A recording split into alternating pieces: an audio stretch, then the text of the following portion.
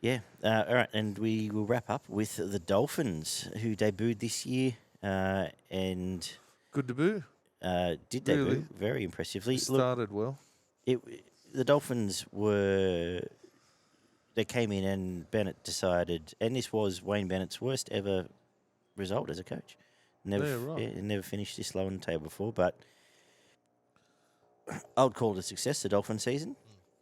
They don't. They feel like they belong. They feel like they're part of the comp. They feel like eventually they have a good enough squad. But they set out to build a side built on grit, determination, effort, and just backing up, backing up, backing up.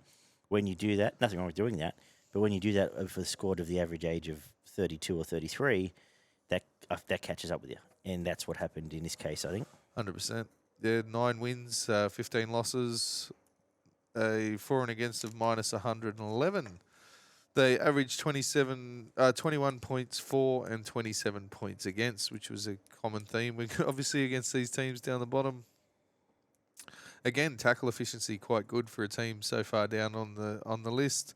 The handling, they were the best team with handling errors. Yeah, right. 17th on the list, which is the bottom of the list, but that means they had the lowest handling errors out of anyone, which was 7 a game. Gave away, 5 penalties a game, which isn't too bad either. Ineffective tackles again, a good one, but their errors, they were the errors again, last on the list for errors. So they did the fundamentals very, very well. They hit the wall with a bit of creativity towards the back end of the year, and their forward pack really seemed to fall off a cliff after Origin. With I think there was some suspensions to Kafusi, Kenny, and Jesse Bromwich both spent some time off the field, which really hurt them through the middle of the field. They ran 13th on their kick meters and their running meters. They were all sort of around where they finished on the ladder, which was, representative of sort of where they were. I thought they were pretty dominant at the start of the year, especially their forward pack. I actually feel like this was a little bit like Brisbane last year in that new club, new coach. Mm-hmm. They all said they would have set out to win, Had their goals. win the eight of the first 12 games, and then you cement your spot. Then it doesn't matter, and now they can have a year where they can build into a comp. Because if they'd come out and not won a game until round 7, it would have been correct. like the end of the world for why do we ever do this and blah blah blah. So I think they would have been more forward. And if you look through those results, and they were pretty comprehensive early on and played good footy, but it was through that physicality and grit that won them those games. Well, most of their team stats were middle of the road. Yeah. It was around the 10th to 8th position. Yeah. Which marries up. They ended up a little bit lower than that, but that for mine came back to their halfback being out for half the year, because he was flying at the start of the year. He come up from Penrith, looked like one of the better fullbacks, halfbacks running around in the competition.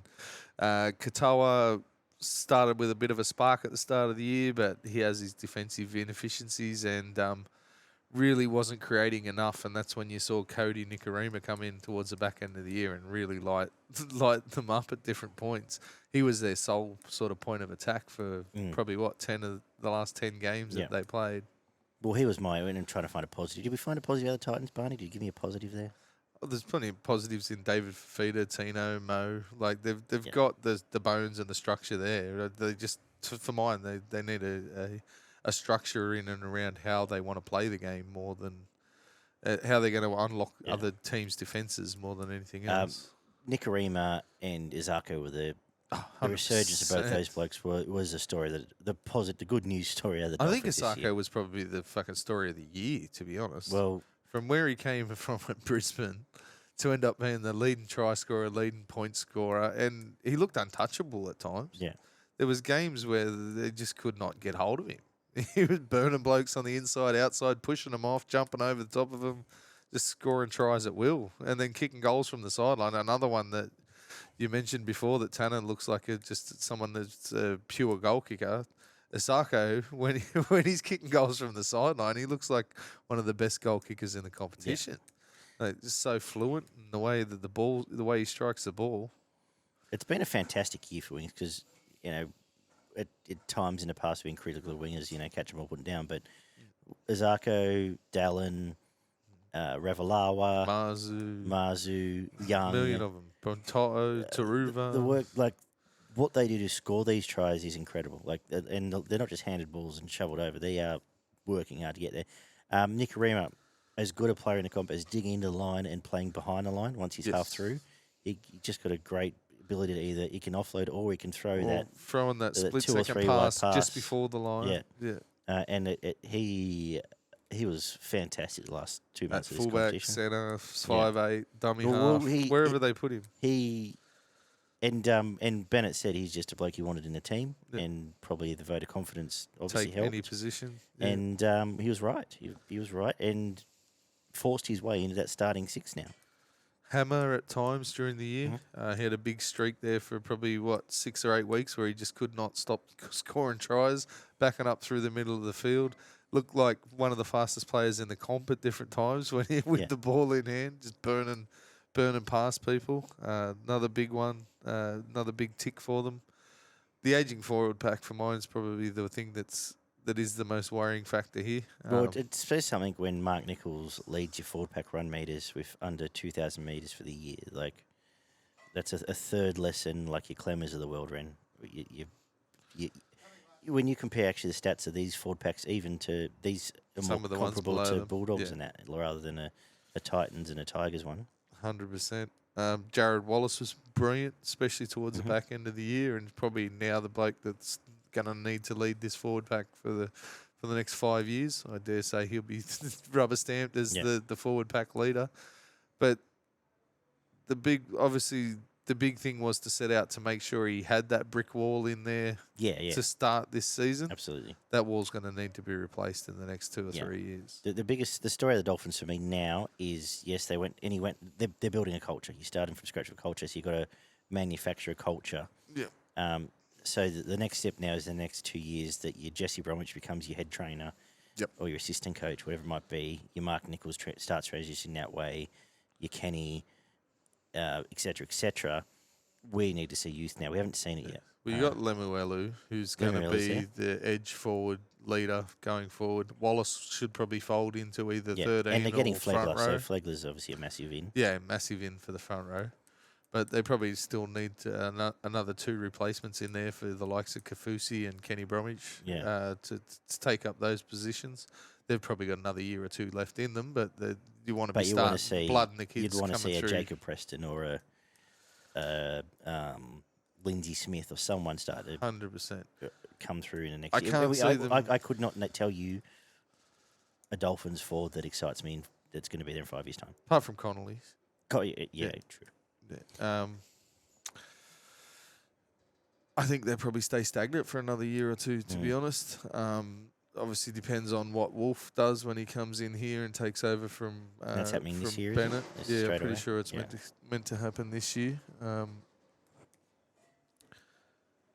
They've got some fantastic X factor type players in your Hamasos and Izakos out on the outside edges. Ewan Aikens getting towards the back end of his career now, who did a fantastic job out there for them in centres and a bit of time at second row for them this year. He'll be second row next year because they've got Averillo and Herbie coming in. Yeah, You'd think logically absolutely. he goes to the back row. At least Herbie goes in there. Yep. Averillo. It's not astute signings, but if anyone's... It feels like a Bennett signing in it. He's just gone, this bloke can play footy, and I'll work out what I do I'll with him work when it he out gets when there. he gets there. Yeah. So I still expect him to be sort of sniffing around this position, somewhere between here and the 8 for the next couple of years, but I don't think you're going to see a massive improvement out of them No. for a couple of years. Without knowing their junior until base they yet. refresh their forward pack. Yeah. So. O'Sullivan do a fine job of that. I assume Nikorima starts. They get Marshall King back. Marshall King was They very keep good. O'Sullivan fit for the year, and Marshall King I thought he was the best hooker in the comp for most of the year, to be honest. Yeah. Until the injuries at the back end of the year really sort of killed off the back end of his season. But for a big part of this year, I was of the opinion of him being the best dummy half in the game. And his loss, him getting injured and carrying that injury coincided with the downfall. Yeah, absolutely, 100%. Few of the individual effort. They will last on kick meters, so that's something they really need to work on. But O'Sullivan brings that if he does get back into this team for a big part of this next year. Their forwards, as you mentioned, they didn't really rate huge meters through the middle of the field, but consistently did a job. But they really need one or two guys that are going to be kicking that front door down rather than just sort of doing the job through the middle of the field. Yeah. So, Flegler starting to feel like a big signing. yeah, massive. Someone who's Someone they can build that forward pack around for Yeah. the rest of the year. Yeah, for the rest of the rest of his career. I'd imagine they probably try to lock him down for the rest of his career. Yeah. So. No, I think you've probably covered that. Any other final thoughts on any of these teams? Are you going to touch on from the bottom 5 this year? Have you got a standout out of the bottom 5? Because Is there a player that you think that we'll see emerge over the next 12 months to be? Well, you've got to pin Just your on hopes. that, I'd probably say Flegler would be a big one. You've got to pin your hopes a little bit on Baller Yeah, with the Tigers. as being something. Dogs, you got one from the Dogs. Dogs, Blake. I do like Blake Wilson to go outside I think Carraz is the mine. obvious, but Jacob Preston, he'll become the Yep. leader there. What happened to Harrison Edwards? Now I just saw that he had a couple of decent enough games. Yeah, and then he just sort of folded back into but I doing think his Preston. work. Look, Dragons are a tricky one because I don't have an answer. Yeah.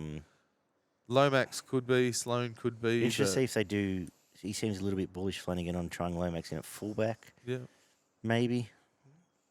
He's got the physical attributes to do it. Yeah, it all comes back. And he probably has a bit better dedication and He's got a better aerial game. bit more effort in him than Sloan seems to have. He jumps better. Yeah. He's going to diffuse those sort of tricky. You'd like to think those sort of trickier high balls. Footwork is a bit stronger than Sloan, but yeah. Dragons is a tricky one. I don't know. Titans. What you see is what you get. The Titans. Big three. It's and Randall Tino, and sort of trying to get Randall Verrills. Verrills is a big one linked up. for mine. How they go next Real clean, year. best as good a service in the game. Really shore up that, and not a lot coming in. It's tricky. Tricky. Qatar, big season for Qatar next year. Whether he he might ends end up up getting getting it, cracked. yeah, he might not end up getting a crack. I dare say they probably start with Sullivan and Cody now. But And very interested to see what happens with the fullback role. Whether I say they go keep back to Hammer, but Hammer was pushed out of there for Nicarima over the year. if they get, I dare say, Do they have a crack at Nicarima will go to Avarillo? 6. Do they have a crack at Herbie wants to play fullback? Yeah, They're the ones. I think Herbie. That's a big year for Herbie. I would love to see him have a crack at fullback. Dolphins can be something, but they're just obviously revisited all this again. Yeah. So anyway, I think have you Next got year. any names across anyone from the Tigers, Bulldogs? That I think is going to stand out. Or Well, that's Stefano on the- needs to step up. Yeah. I think he could be absolutely, one of the best front rowers in the game if he gets his shit together. Yeah. And he was going well for a 4 or 5 week period leading into Origin last year, and I expected him this year to be one of probably the top 10 forwards in the game, and yeah, it was a bit disappointing, to be honest.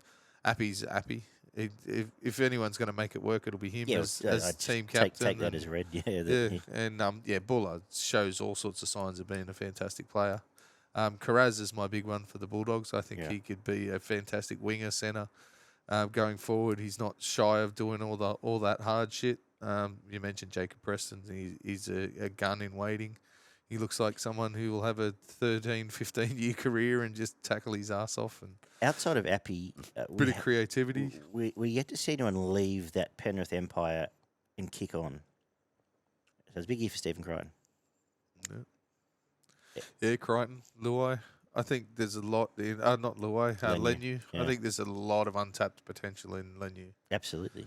Just saying, like we haven't seen it yet. Yeah. The blokes that leave and teams Yeah, no, 100%. haven't. No. None of them have gone and become Charlie Nico. Staines hasn't kicked Look the what doors Nico did down. leaving. Yeah. Haven't Yeah. become Nico.